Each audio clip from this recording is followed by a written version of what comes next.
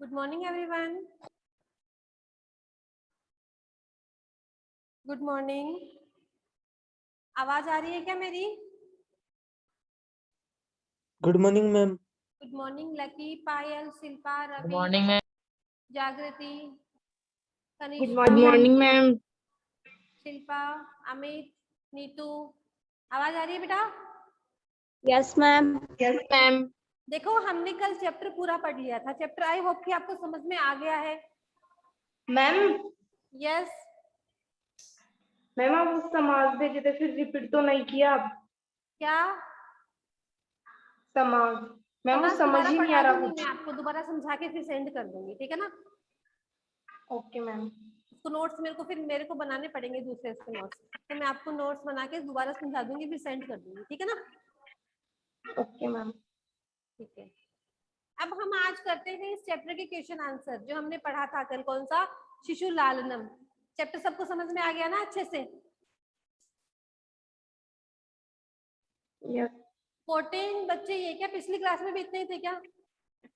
Yes madam. आज कम कैसे? पढ़ाई में कमजोर। 40 बच्चे थे मैडम। पढ़ाई में कमजोर है इसलिए। क्या?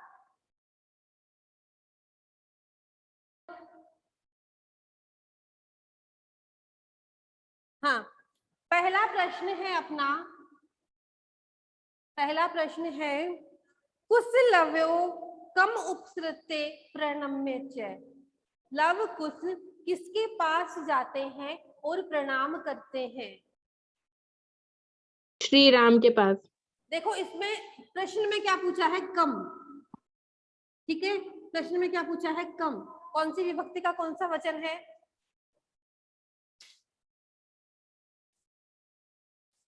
तृतीय विभक्ति। द्वितीय विभक्ति का एक वचन।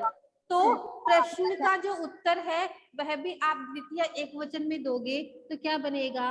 रामम। आंसर क्या आएगा? रामम। ठीक है। दूसरा प्रश्न है तपोवन वासिनः कुशस्य मातरम केन नामना आह्वायन्ति। तपोवन वासी लव कुश की माता को किस नाम से बुलाते थे? किस नाम से बुलाते थे? देवी। देवी। किस नाम से उज्जवल वो बुलाते है थे? ही नहीं। देवी। हाँ। क्या हुआ? Good morning madam. कुछ पूछना है आपको?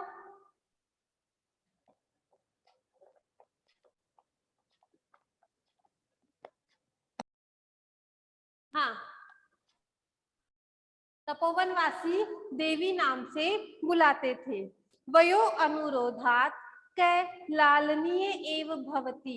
आयु के कारण कौन हमेशा दुलार करने योग्य होते हैं, लालनीय होते हैं? बताओ देखें।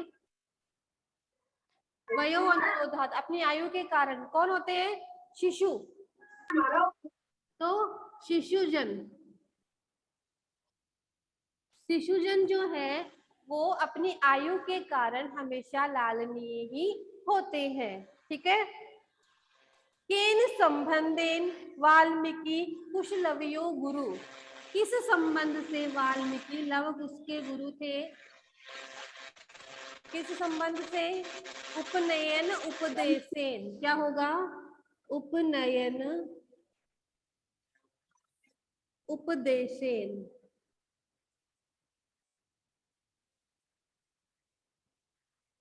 उपनयन उपदेश के कारण। उपनयन का मैंने आपको मतलब भी बताया था कल। गुरु के पास ही जाकर शिक्षा ग्रहण करते थे, समीप जाकर उपनयन, समीप ले जाना। ठीक है। फिर पांचवा प्रश्न है पुत्र लव कुशयो पितु नाम न विवर्यति। लव कुश के पिता का नाम कहाँ नहीं लिया जाता था? कहाँ नहीं लिया जाता था? वाल्मीकि आश्रम के आश्रम में। कहाँ? तपोवने। तपोवन में लव कुश के पिता का नाम नहीं लिया जाता था। उसने कहा था ना कि इस तपोवन में कोई भी उनका नाम नहीं लेता है। ठीक है।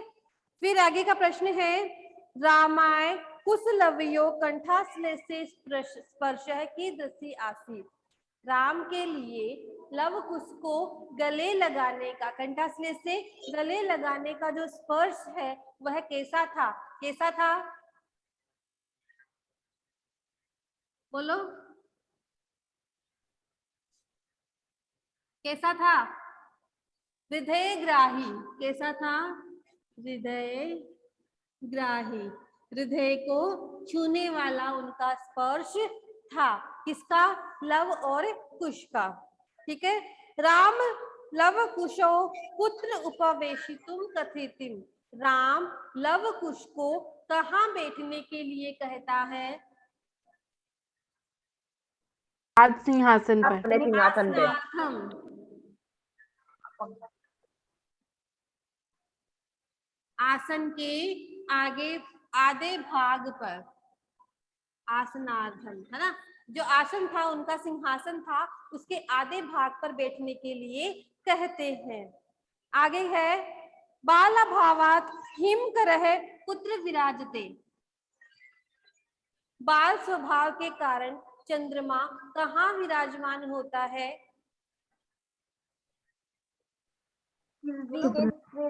पशुपति मस्तके। पशुपति मस्तके। बाल स्वभाव के कारण जो चंद्रमा है वह केतकी के पुष्प के समान भगवान शिव के सिर पर विराजमान होता है। कुश लवयो वंश से कर्ता कै। लव कुश के वंश के कर्ता कौन थे? भगवान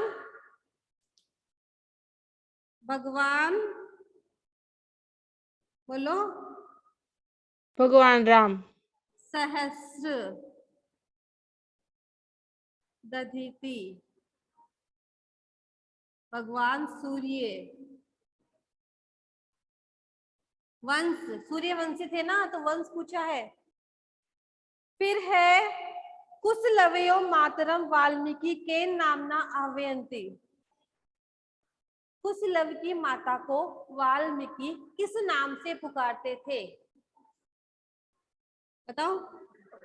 तपोवनवासी देवी कहते थे और वाल्मीकि किस नाम से पुकारते थे? वधु। वधूर इति। वधू इति। या इसका संधि विच्छेद कर, संधि करके लिखोगे तो क्या आ जाएगा? वधूर इति, है ना। रुत्व विसर्ग हो गई। प्रश्न उत्तर समझ में आ गए? Yes ma'am. आगे देखो। Yes ma'am.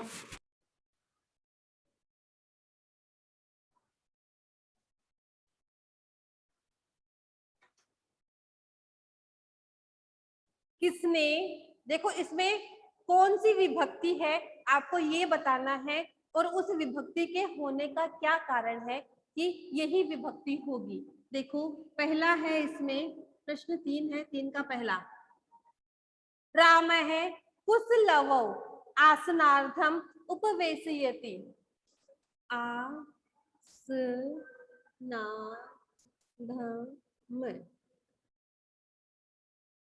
बताओ इसमें कौन सी विभक्ति है?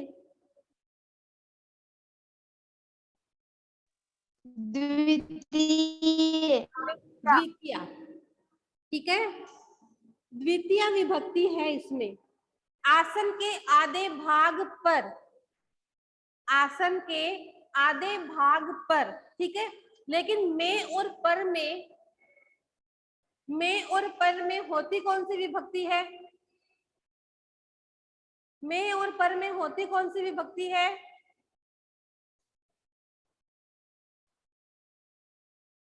सप्तमी। सप्तमी होती है ना। लेकिन देखो इसके साथ में क्या आया है? उपवेशयति। ठीक है, उपसर्ग पूर्वक विष धातु है, तो विष धातु में यदि उपसर्ग होगा तो द्वितीय विभक्ति होगी, इसलिए यहाँ पे द्वितीय विभक्ति आई है। अदरवाइज इसमें अगर खाली वेश्यति आता तो आसनार्धे आता, सप्तमी विभक्ति आती। लेकिन यहाँ पे उप उपसर्ग पूर्वक विस धातु है, इस कारण से यहाँ पे क्या आई है, द्वितीया विभक्ति। तो इसका कारण क्या बताओगे आप, उप प्लस विश योगे, उप प्लस विश योगे, उप उपसर्ग पूर्वक विस धातु होने पर यहाँ पे द्वितीय विभक्ति आई है। ठीक है, दूसरा देखो, धिक माम एव भूतम, धिक्कार है मुझ जैसे उसको। तो यहाँ पे माम जो है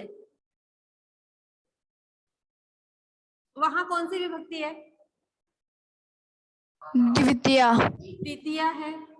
ठीक है, और कारण क्या है कि जो धिक है, धिक के योग में हमेशा द्वितीय विभक्ति आएगी, धिक दुर्जनम, धिक दुष्टम। ठीक है, तो धिक्कार के योग में हमेशा द्वितीय विभक्ति आएगी। तो इसका आंसर क्या हो गया, धिक योगे।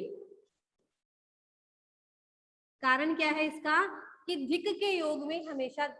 अच्छा आप मुझे ये बताओ, नमः के योग में कौन सी विभक्ति होती है, द्वितीया। नहीं, प्रथमा। प्रथमा। प्रथमा भी नहीं होती। गणेशाय नमः, शिवाय नमः, गुरुवे नमः, तो नमः के योग में कौन सी विभक्ति होती है, संबोधन। चतुर्थ। चतुर्थ विभक्ति। चतुर्थी।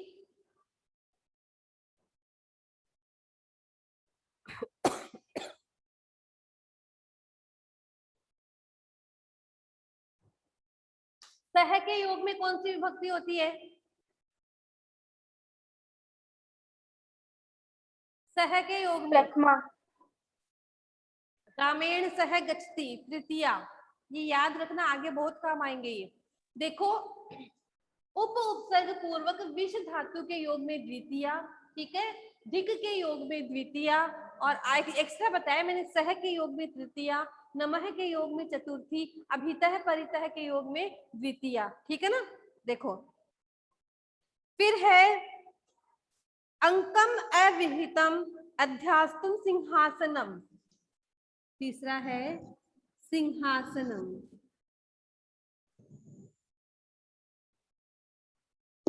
गोद की जो गोद का व्यवधान है उससे युक्त सिंहासन पर, यहाँ पे आना तो क्या चाहिए, सप्तमी, सिंहासन पर, लेकिन आया यहाँ पे क्या है, द्वितीया।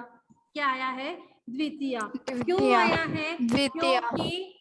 क्योंकि अधि उपसर्ग पूर्वक, अध्यास्तुम है ना, अधि उपसर्ग पूर्वक आस धातु होने के कारण यहाँ पे द्वितीय विभक्ति का प्रयोग हुआ है। अधि देखो कारक पढ़ रहे हैं अपन साथ साथ में, कारक नियम याद हो रही है, एक ग्रामर का टॉपिक भी हो रहा है अपने।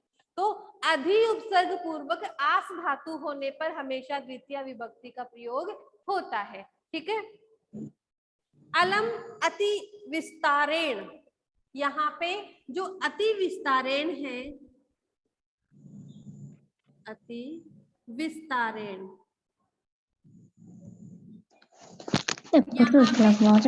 कौन, अरे यहाँ पे कौन सी विभक्ति है, तृतीया। कौन सी विभक्ति है, तृतीया। और तृतीया क्यों आई है, अलम के योग में, अलम योगे, अलम के योग में तृतीय विभक्ति आती है। अलम विवादेन, अलम कोलाहलेन, तो मत नहीं करने के, अलम का मतलब होता है नहीं, निषेध अर्थ में होता है। तो अति विस्तारेण तृतीय आया है क्योंकि इस शब्द में क्या आया है, अलम, तो अलम के योग में तृतीय विभक्ति होगी। उप उपसर्ग पूर्वक विस धातु में द्वितीया, धिक के योग में द्वितीया, फिर अधि प्लस आस के योग में द्वितीया, अलम के योग में द्वितीया। यदि यहाँ पे विस खाली आता तो यहाँ सप्तमी आती, यहाँ केवल आस खाली आता तो भी यहाँ पे क्या आती, सप्तमी, लेकिन उपसर्ग लग गया इसलिए क्या आ गया, द्वितीया। फिर है रामम उपसर्गते प्रणम्य च, यहाँ पे रामम विभक्ति आएगी द्वितीया। क्यों, क्योंकि उप उपसर्ग पूर्वक सृज धातु है, उप प्लस सृज, इस कारण यहाँ पे द्वितीय विभक्ति का प्रयोग हुआ है। ठीक है, समझ में आ गया। ये तो याद करने पड़ेंगे यस ना मैम। कि किसके योग में कौन सी विभक्ति होती है। बाकी कारक नियम हम जब पढ़ेंगे तब हमें और अच्छे से याद हो जाएंगे।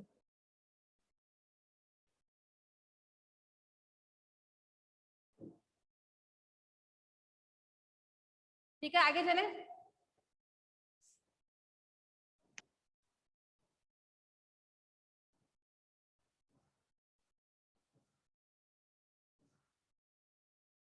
फोर्थ क्वेश्चन है अपना कि आपको बताना है कि यहाँ पे क्या किसके लिए आया है। वाक्य में बोल रही हूँ, जानामि अहम तस्य नाम ध्येयम। जानाम्यहम, यहाँ पे संधि किया हुआ है, जानाम्यहम। ठीक है, तो यहाँ पे संधि किया हुआ है, इसका संधि विच्छेद हम करेंगे तो जानामि प्लस अहम है, तो जानाम्यहम तस्य नाम ध्येयम वाक्य है। इसमें क्रियापद क्या है? मैं जानता हूं उनका नाम, तो हिंदी में बता दो चलो, इसमें क्रिया क्या है? मैं उनका नाम जानता हूं, इसमें क्रिया क्या है? जानता हूँ। जानना क्रिया है। ठीक है, तो यहाँ पे भी क्या आएगा क्रिया के में? जानामि। क्या आएगा? जानामि क्रिया शब्द है। जानना क्रिया है तो जानामि क्या आएगा? क्रिया शब्द आएगा। ठीक है, किम कुपिता एव भणति उत प्रकृति स्था। क्या क्रोधित होकर कहती है या फिर स्वभाव से कहती है? अस्मात् वाक्यात हर्षिता यानी खुश, इस शब्द का विपरीत शब्द बताना है। हर्षिता प्रसन्नता का विपरीत शब्द क्या होगा इस वाक्य में?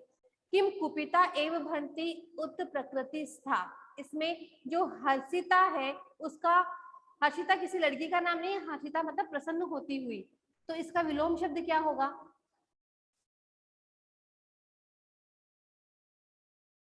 वाक्य लिखूं क्या? वाक्य है किम कुपिता एव भणति उत प्रकृति स्था। बता दो। यहाँ पे पूछा है कि हर्षिता का विलोम शब्द इस वाक्य में कौन सा है? हर्षिता का विलोम कुपिता। शब्द कुपिता। वाक्य में कौन सा कुपिता। है? कुपिता। प्रसन्न होती हुई थोड़ी कहती है वो उनको, क्रोधित होती हुई कहती है, तो क्या आएगा? कुपिता।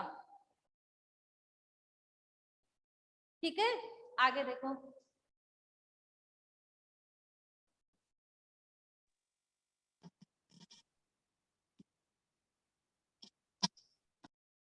विदूषक है उपसृत्य, विदूषक के पास जाकर। ध्यान से सुन लेना या लिखो क्या पहले बता दो, सुन लो है ना। विदूषक है उपसृत्य, विदूषक पास जाकर, आज्ञा पैतु भवान आज्ञा दीजिए। ठीक है, अत्र भवान इति शब्द कस्मै प्रयुक्त है। यहाँ पे भवान जो शब्द है वो कस्मै किसके लिए प्रयुक्त हुआ है? राम के लिए। वाक्य दोबारा। किसके लिए? एक बार वाक्य दोबारा बोलना। वाक्य दोबारा बोलो। विदूषक है उपसृत्य, विदूषक पास जाकर, आज्ञा पैतु भवान, भवान आप आज्ञा दीजिए। तो जो भवान श्री राम के लिए। श्री राम के लिए, यहाँ पे प्रश्न में मैंने पूछा है कस्मै किसके लिए, तो आप आंसर में भी चतुर्थी विभक्ति में दोगे तो क्या आएगा? श्री रामय। रामाय। क्या आएगा? रामाय। कस्मै चतुर्थी एक वचन में कस्मै बनता है, तो चतुर्थी एक वचन में राम का क्या बनेगा? रामाय। ठीक है, फिर है तस्मात् अंक व्यवहितम अध्यास्थाम सिंहासनम। तस्मात् इसलिए, अंक व्यवहितम अंक के विविधान से युक्त, अध्यास्तनम बैठिए, सिंहासनम सिंहासन पर। यहाँ पे क्रिया क्या है आपको बताना है कि इस वाक्य में क्रिया क्या है। हिंदी में बता दो। बैठना। बैठना, ठीक है। तो बैठना शब्द का मतलब क्या है इसमें देखो, दोबारा बोल रही हूँ वाक्य। तस्मात् अंक व्यवहितम अध्यास्तम सिंहासनम। अध्यास्तम। अध्यास्तम। अध्यास्ताम क्या आएगा? अध्यास्ताम। वैसे मूल धातु क्या है इसमें? आस धातु है। आस का मतलब होता है बैठना। देखो हमने पढ़ा था समास। क्या पढ़ा था? समास। तो सम उपसर्ग पूर्वक आस धातु में घय प्रत्यय लगने पर, घय प्रत्यय लगने पर समास बनता है। तो इस आस का मतलब होता है बैठना। सम का क्या मतलब होता है? समीप, समीप, ठीक है। तो समास का मतलब क्या होता है? समीप आकर बैठना, ठीक है। तो आस क्रिया है इसके अंदर, ठीक है ना।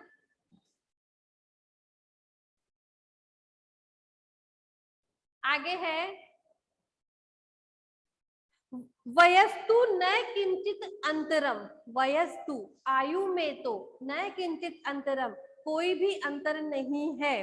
अत्र आयुष्य इत्यत्र किम पद प्रयुक्तम? आयुष्य, यहाँ पे आयुष्य है जो शब्द है वह किसके लिए, इसके लिए कौन, ये आयुष शब्द की जगह कौन सा शब्द प्रयुक्त हुआ है इसमें? देखो हम किसी को धोख देते हैं, किसी को ना पैर छूते हैं किसी के, तो वो हमें कहते हैं आयुष्मान भव। क्या कहते हैं? आयुष्मान भव, मतलब लंबी आयु वाले हो। तो यहाँ पे आयुष का मतलब होता है आयु। जो मैंने वाक्य बोला उसमें आयु का कौन सा है? दोबारा देखो, वयस्तु न किंचित अंतरम, आयु में तो ना कोई अंतर है। तो यहाँ पे वयः के लिए आया है। वयः, वयः का मतलब होता है आयु। वयः का मतलब होता है आयु, ठीक है। फिर है अधोलिखितानि वाक्यानि कम कह प्रति कथयति। मैं वाक्य बोलूंगी, आपको बताना है कि किसने किसको कहा था। किसने किसको कहा था? देखो, संविधानम न चरित्र लोपाय है, विविधान चरित्र का उल्लंघन नहीं करता है। किसने कहा था? राम ने कहा था। राम ने लव कुश, राम है। किसको कहा था? लव कुश, लव कुश, लव कुश। लव कुश को, कुश लव, कुश और लव को कहा था। किसने? राम जी ने। क्या? कि व्यवधान चरित्र का उल्लंघन नहीं करता है। किम कुपिता एव भणति उत प्रकृति स्था। क्या क्रोधित होकर कहती है या स्वभाव से ही कहती है? किसने कहा था? किम लव कुश कुपिता, ने, किसने कहा था? विदूषक। राम। विदूषक ने तो उनकी माँ का नाम पूछा था ना, तो विदूषक ने कहा था किसको? लव और कुश को कहा था, ठीक है। फिर है जानाम्यहं तस्य नामधेयम्, मैं जानता हूं उनका नाम। किसने कहा था? लव है। लव ने कहा था कि मैं उनका नाम जानता हूं। किसको कहा था? नाम किसने पूछा था माँ का? विदूषक ने। तो विदूषक को कहा था विदूषकम, ठीक है, विदूषक को कहा था। फिर है तस्या द्वे नामानि, उनके दो नाम है। किसने कहा था? किसने कहा था? लव ने। कुश, किसको कहा था? विदूषक को। विदूषक से तो कहा था उनके दो नाम है। लव ने विदूषक से ही तो कहा था कि उनके दो नाम है ना। तो लव है विदूषकम, लव ने विदूषक से कहा था। फिर वयस, वयस्से अपूर्वो खलु नाम ध्येयम, और मित्र अनोखा नाम है। ये किसने कहा था? राम ने। राम है। और किसको कहा था? विदूषक को, कि मित्र ये अनोखा नाम है। उसने कहा था ना कि मेरे पिताजी का नाम निर्दयी है, तो राम ने कहा था कि अरे विदूषक, ये तो अनोखा इनका नाम है, अनोखा नाम है। आगे देखो, नेक्स्ट क्वेश्चन, पर्यायवाची बताने हैं। ठीक है, मैं यहाँ पे लिख रही हूं, शिव है, इसके बाद है शिष्टाचार, शिष्टाचार है, उसके बाद में है शशि, इसके बाद में है चंद्रशेखर है,